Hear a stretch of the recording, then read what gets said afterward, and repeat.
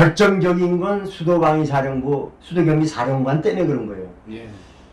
수도경비사령관이 반발하기 시작하면서 병력을 동원하고 뭐 전차를 동원하고 말이야.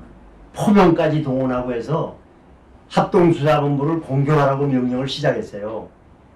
그래가지고 뭐 전부 무장하고 말이야.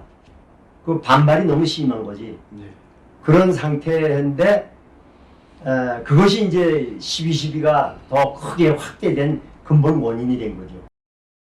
1979년 12월 12일은 육군 장군 진급 발표 날이었다.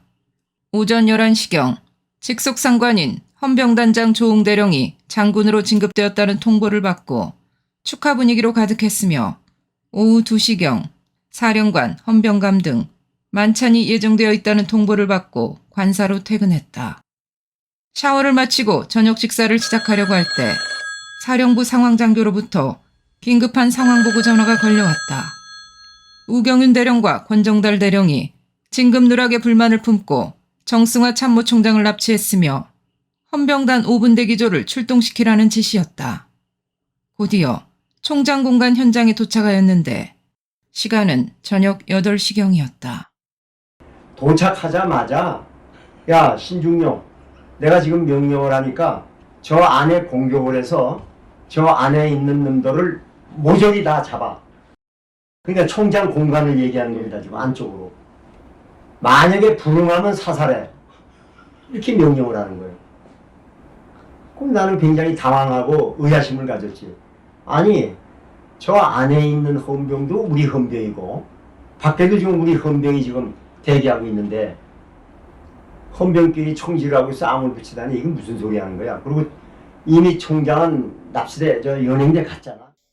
저녁 9시경 장태원 사령관이 전 장교들에게 집결 명령을 내렸다. 사령부 상황실에는 이미 사령부 장교들이 집합해 있었고 대부분 정확한 상황을 모르는 분위기였다. 잠시 후 사령관이 들어왔는데 사령관은 아직 취기와 흥분이 가라앉지 않은 상태로 지금 30단에는 전두환, 노태우, 장세동, 김진영 등이 모여서 작당을 하여 참모총장을 불법으로 납치하고 반란을 획책하고 있다. 지금부터 30단에 모여있는 놈들은 우리의 적이니 보기만 하면 사살하라. 특히 30단, 33단 장교들은 자기 단장이라 생각하지 말고 정문에 들어오면 사살, 체포하라 하는 엄청난 지시를 내렸다. 근데 그때 이미 사령관은 모든 병력이 무장시키고 전차를 아스토리아 호텔 그쪽에다 전부 배치하라고 그러고 또 영등포에 있는 포병을 가지고 합동수사본부에 포사격 준비하라고 명령을 하고 말이야. 이랬어요. 그런 상태에다 이제 우리가 올라가서 설명을 들은 건데 그 설명을 사령관을 해줘야 될 거 아니냐 이게. 그렇죠. 지금 이루어지는 상황이. 그러고 나서 얘네들은 적이다 그래야지 무조건 말이야 몇 시간 전만 해도 자기 존경하는 단장을 적이라고 그러고 반란자라고 그러고 말이야 뭐 사살하라고 그러면 이게 되겠습니까? 그때부터 이제 사령부에 있는 장교들이 사령관의 명령에 거부하기 시작한 거죠. 그때부터. 수사관 생활을 수십 년 한 헌병장교로서 정승화 참모총장은 반드시 조사를 받아야 한다고 생각해왔다. 특히 젊은 영관 장교들은 합동수사본부의 미온적인 수사에 대하여 오히려 분통을 터뜨리는 장교들이 많았다. 잠시 후 정복과장이 심각한 어조로 다시 보고하였다. 지금 사령관께서는 전차를 앞세워 30단과 합동수사본부를 공격하여 깔아뭉개야 한다고 펄쩍 뛰고 있고 수경사 전 장병에게는 실탄이 지급되었습니다. 전투준비 명령이 내려졌으며 장태원 사령관은 후방 사단을 동원하려고 준비 중에 있습니다.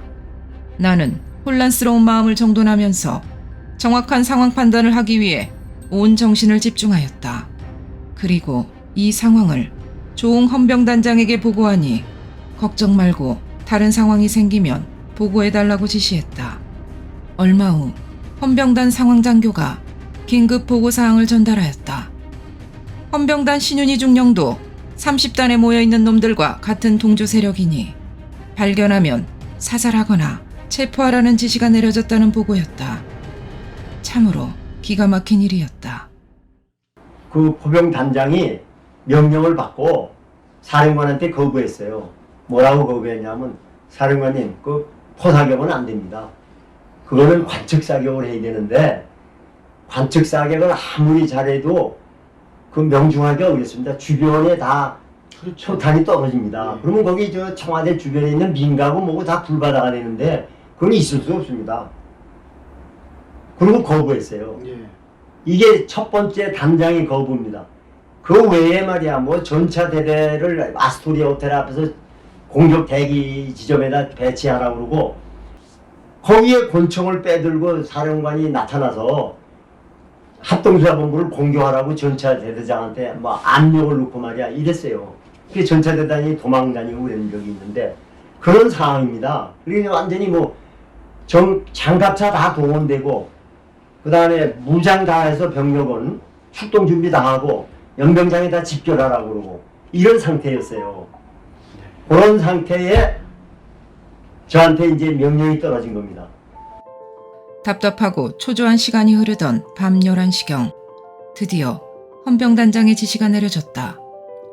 장태원 사령관이 대통령에게 보고한 합동수사본부의 정당한 수사행위를 무력으로 방해하고 있으며 또한 대통령의 승인도 없이 병력, 장비를 동원하여 합동수사본부와 30단을 공격하려고 하는데 이를 막을 방법이 없다.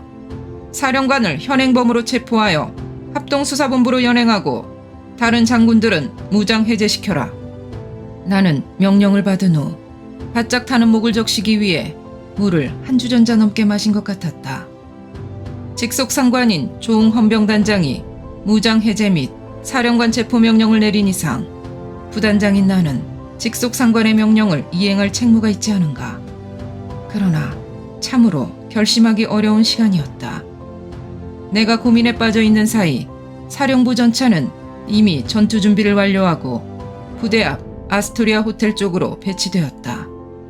실탄도 지급되었으며 구공수여단도 사령관을 지원하기 위해 서울로 들어오고 있다는 등 심상치 않은 정보들이 보고되고 있었다. 수경사 인사처장 이모 대령이 찾아왔다. 인사참모 얘기는 그거예요. 야 이거 큰일 났다. 지금 사령관이 말이야 정신 나간 명령을 막 이성을 잃은 명령을 하다라고 있단 말이야. 뭐 포병 사격을 하라, 뭐 전차로 공격하라, 장갑차로 공격하라고 그러고 말이야. 뭐 그냥 26사단을 출동시키라고 그러고 어디야 저쪽에요. 뭐 24단도 일부 부대를 출동시키라고 그러고 말이야. 이거 큰일 났다. 이게 군끼리 만약에 충돌을 하게 되면 이거 대한민국 군대는 망하고 나라가 망한다. 계엄하에 헌병 임무가 계엄 업무도 수행하는 거니까 사령관을 내고 어떻게 제지하든지 체포하든지 무슨 방법을 좀 강구해야 되지 않겠느냐. 날더러 그런 얘기를 하는 거예요. 예. 그래서 나는 말도 안 되는 소리단 말이야. 사령부 참모들이 몇 사람인데 참모들이 사령관을 설득하든지 해서 이걸 막아줘야지 왜 나한테 와서 그러느냐. 나 지금 단장도 안 계시고 부대 지휘하고도 바쁘다. 인사참모의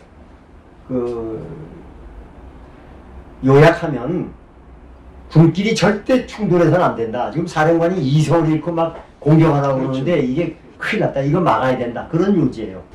근데 한 10분쯤 지나니까 정보참모가 또 내려왔더라고. 정보참모 얘기도 인사참모하고 똑같은 얘기지 뭐. 큰일 났다. 이 사령관이 뭐 이성을 잃은 지휘를 하고 있는데 사령부의 참모들도 전부 반대하고 명령을 거부하고 이러는데 헌병단에서 어떤 조치를 좀 해달라. 아까 인사참모하고 똑같은 얘기지 뭐. 예. 얼마나 답답하면 이 사람들도 뛰어내려왔겠어. 그렇죠. 사령관이 이제 명령이 말이야 저런 명령하면 안 된다 하는 직감을 한 거 아니야 이 사람들도. 참모들이. 또 얼마 후 육사 동기인 전차대대장 차중령이 찾아와서 불안한 심정을 털어놓았다.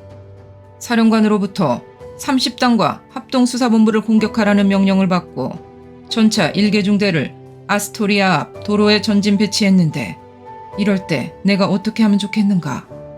우리 사령부 전차대대는 1개 중대가 30단에 위치해 있고 1개 중대는 33단에 각각 배속되어 있네. 30단에 위치한 전차 중대도 내 부하인데 어떻게 부하끼리 전투를 하라고 공격 명령을 할 수 있겠는가? 특히 30단은 청와대를 경비하는 곳인데 어떻게 청와대를 향해 공격할 수 있겠는가? 사령관의 명령을 따를 수도 없고 어떻게 했으면 좋겠는가? 나는 시간을 끌면서 상황 변화를 기다리는 방법밖에 없다는 의견을 전달하였다. 나는 다시 지난 상황들을 종합 정리하면서 어리석은 지휘관은 적보다 국가를 더 위태롭게 한다는 역사적 교훈을 되새기며 직속 상관인 헌병대장의 명령을 이행할 것을 결심했다. 군과 국가의 엄청난 위기 상황 앞에서 군끼리 충돌하게 되면 내전으로 치달을 수도 있고 호시탐탐 무력 도발을 노리는 북한의 재남침도 우려되는 긴박한 상황이었다. 어떻게 해서든지 국가적 불행을 막아야 하겠다는 신념하에 사령관을 체포하고 무장해제 시켜야겠다는 계획을 세우기 시작했다. 준비한 내용은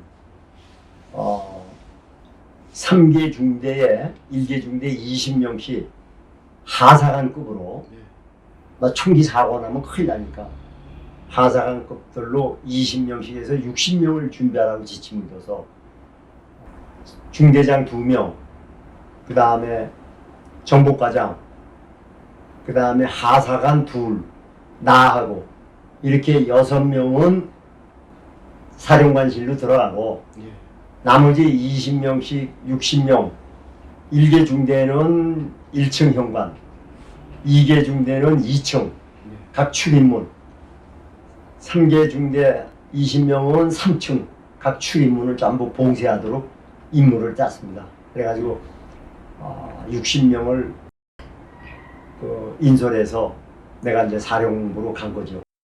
사령관 현관에 도착하고부터는 일일이 임무를 지시하지 못하고 중대장들 스스로 이미 받은 지침에 의하여 중대별 임무 수행에 들어갔다. 나는 정복과장, 기동대장과 함께 2층 사령관실로 조용히 접근했으며 한 대위가 이끄는 병력 5명이 뒤따라왔다. 이미 보고받았으나 6본에서 이동해온 장군들의 보좌관 및 부하들 20명이 권총을 휴대하고 사령관실 앞 대기실에 모여 있었다. 여러분들은 지금 즉시 저쪽 방으로 들어가세요 하고 힘주어 말했고 그들은 반항하지 않고 지시된 방으로 이동했다.